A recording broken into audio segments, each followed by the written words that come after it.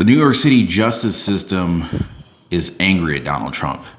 Letitia James, she can't sleep. She is angry. She's very upset. Far left New York City judges and appeals courts have actually come to their senses just a little bit. But I want to give you guys a quick update on the New York City judge issuing a gag order on Donald Trump and this whole hush money trial. Okay. So basically, the left is coming after Donald Trump in a big way. The presidential elections are right around the corner and they have to stop him. This is what their goal is, to take Donald Trump down. And unfortunately for them, Donald Trump has actually had some very big wins over the last 48 hours. But just in, a New York City judge has just imposed a gag order on Donald Trump, limiting the former president from making statements about public witnesses in the upcoming criminal trial related to the hush money payments. Now, I want to talk to you guys about these hush money payments, a little bit about this hush money trial and this gag order. First of all, where was the gag order that would have stopped Fani Willis from talking about the Donald Trump trial taking place in the state of Georgia? Fulton County District Attorney was pretty much just all over the place talking about the ongoing trial, the ongoing investigation. Why wasn't that put in place for the District Attorney of Georgia? That's a very big question that a lot of people are asking, and I'm asking it too. So in this case here in New York, you've got Judge Juan Merchant. So he's going to be presiding over this hush money trial, which is expected to start with Donald Trump being in the courtroom as of April 15th. So this is going to be a big one here, guys. Judge Juan Merchant also said Donald Trump can't make or cause others to make public statements about attorneys, court staff, or the family members of prosecutors or lawyers intended to interfere with this case. And, you know, a lot of people are saying here that they think that basically Donald Trump's explosive good news regarding his Truth Social social media company going public and, you know, how well it's doing, how much reach the Truth Social app is having. They're very, very concerned about what Donald Trump could do about this or could do with this power here. And so they're trying to get out ahead of him. It says here that the gag order does not apply to New York District Attorney Alvin Bragg, who is a public figure. Well, why is that? Why is it that the New York District Attorney Alvin Bragg gets a pass? Is it because, you know, he's on the right team? Is it because, you know, he's a leftist, far left district attorney up in New York City who can just kind of get a pass because his buddies are making the rules?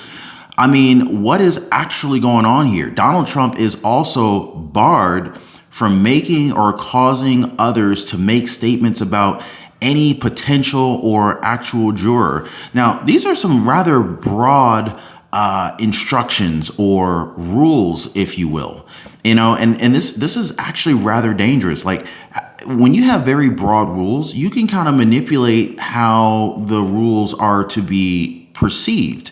So are they literally strategizing, trying to set Donald Trump up for one big fall? I mean, so Donald Trump's historic criminal trial will begin with the jury selection. We're talking about the hush money trial with the gag order being enforced here. Trump's historic criminal trial will begin with jury selection on April 15th.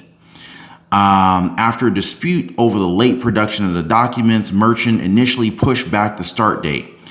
So Trump's lawyers, Trump's legal team was actually trying to push this court date back even further, but unfortunately they were not successful with that. But I want to talk just a little bit about Donald Trump's big win yesterday, okay? A lot of you guys have tuned in. And by the way, if you haven't already, definitely hit the like button for the video. We got to get our country back here, guys. What we're seeing is an unprecedented level of lawfare taking place here, literally using the law to persecute and target one individual who just isn't in alignment with the narrative that they want to push. Now, Donald Trump walked away with roughly a 70% discount on the already egregious $464 million bond that New York City judges were demanding of Donald Trump before attempting to seize his assets. But in a last-ditch effort, Donald Trump was able to get that bond reduced dramatically. Now, what a lot of people were saying, a lot of people started calling him broke Don, and Donald Trump is broke. Donald Trump doesn't have any money. He's a broke guy. What a lot of those people are now kind of backtracking on, they're realizing that Donald Trump was a lot smarter than what they thought. In fact, if Donald Trump came out and said, hey, I got $1 billion in cash, well, what do you think that bond would have been? It probably would have been a full $1 billion instead of $500 million, right? But on top of that, Donald Trump didn't say he didn't have the money. They said they weren't able to secure a bond. That doesn't mean that Donald Trump himself didn't actually have the money. So, that was a gross misunderstanding, that I'm hearing a lot of these people, like Whoopi Goldberg. She was going off on how broke Donald Trump is. He ain't got the money. It's like, Whoopi, he didn't say he didn't have the cash. He didn't say he didn't have the money. He didn't say he didn't have the liquid assets. What they did say was that they weren't able to secure a $500 million bond. And there's a big difference between the two. But of course, Whoopi Goldberg and, all those jokers on The View, all they do is they sit around a campfire, camping out, waiting for some kind of bad news to come out about Donald Trump. And they just can't wait to just try to, roast s'mores over what they perceive to be bad news, which is actually a strategy. If you ask me, this was a well executed strategy.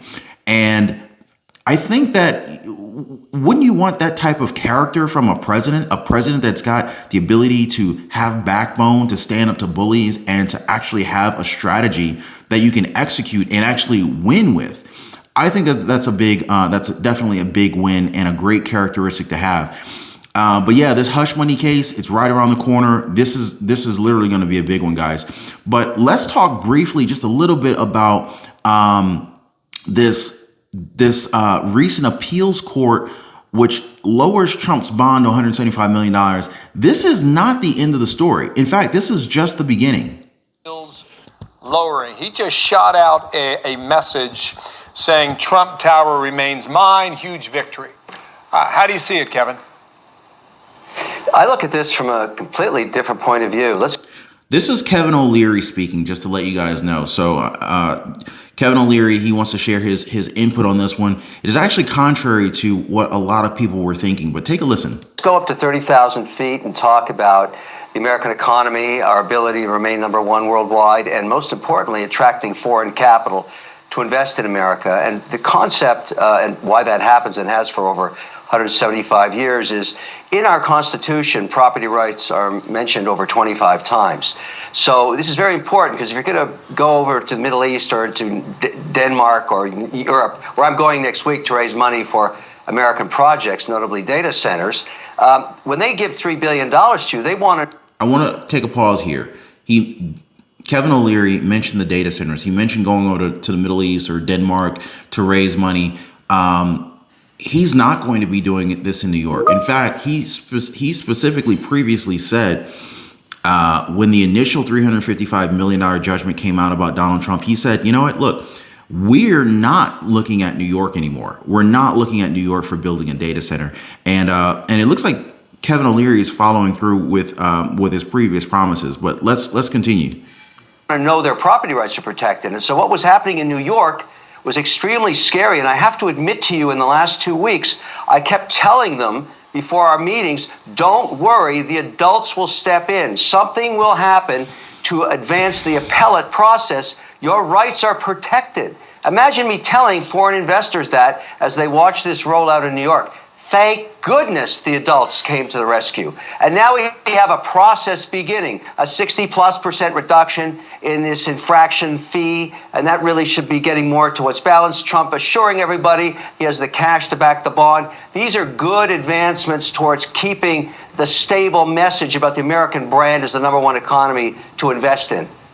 Kevin, let me actually dig into that a little bit more, because I think you might be the only one who can answer this question for me. You know, Mark Levin tweeted something over the weekend about, he was asking where are all the pro-Trump Republican billionaires out there? Why aren't they cutting checks for the former president? And I thought to myself when I read that, well, they're dealing with their own legal issues. And well, the billionaires, the Republican billionaires that haven't just kind of like swooped in with golden parachutes and checks for Donald Trump to support him, they're also concerned about being targeted by New York Attorney General Letitia James. They have business operations in New York, and it's not necessarily a lack of support for Donald Trump, but it's more like kind of like self-preservation.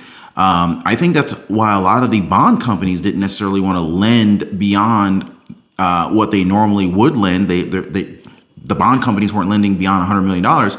They're also concerned about their businesses. Hey, we have business operations, businesses that have headquarters out of New York City.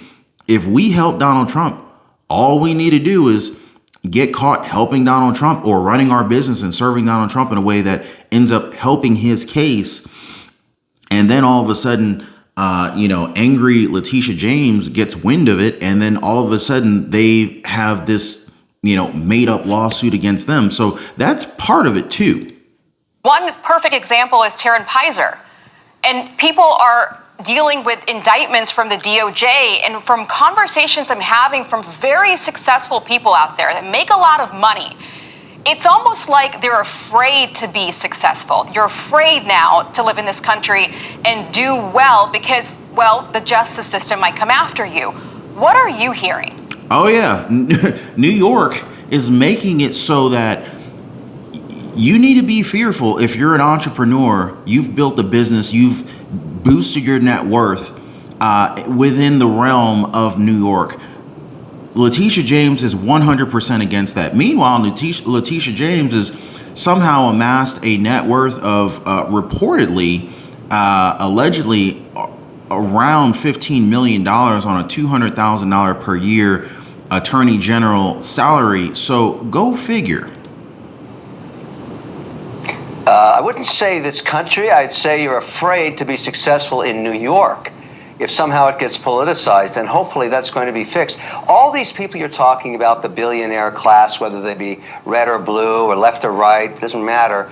There's an assumption underneath the entire system that's been intact for a long time that it self-corrects, that we don't have a situation where you put $1 billion in the ground in Venezuela, oil refinery, and then it gets nationalized. We don't do that in America. And that's why money comes here. Now, what started to happen in New York looked a little wonky.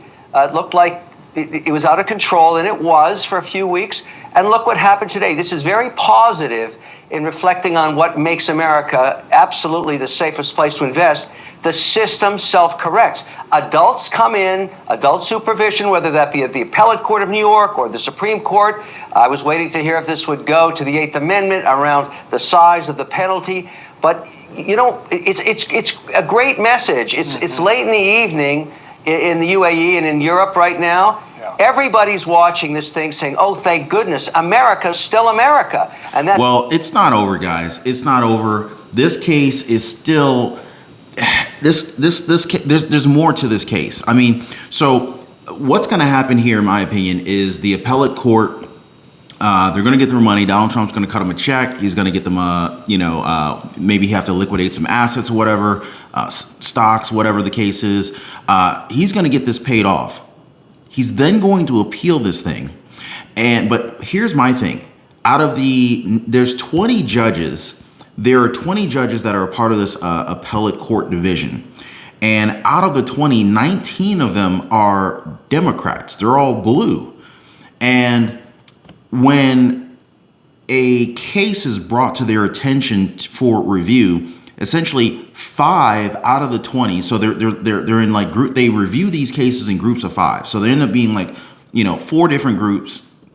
But then you also don't know which of the 20 are going to be in that group of 5 that end up reviewing any particular case.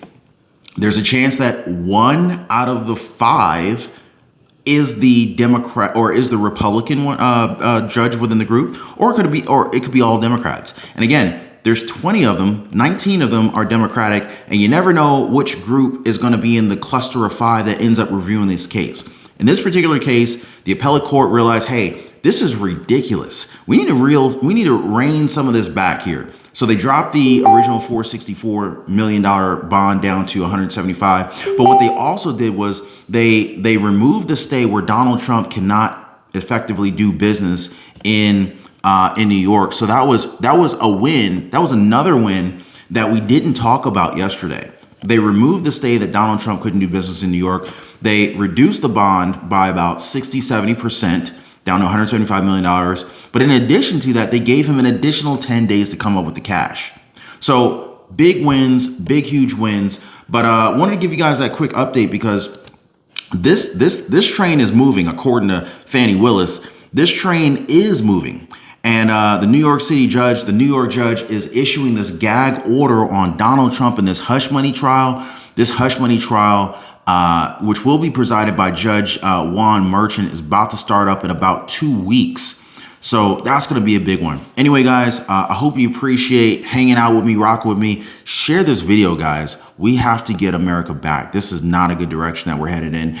But you know, the thing is Trump's a lot smarter than what these people think. So when it looks like he's down, watch out, folks. Anyway, hit the like button, subscribe to the channel, share this video. I'll see you on the next one.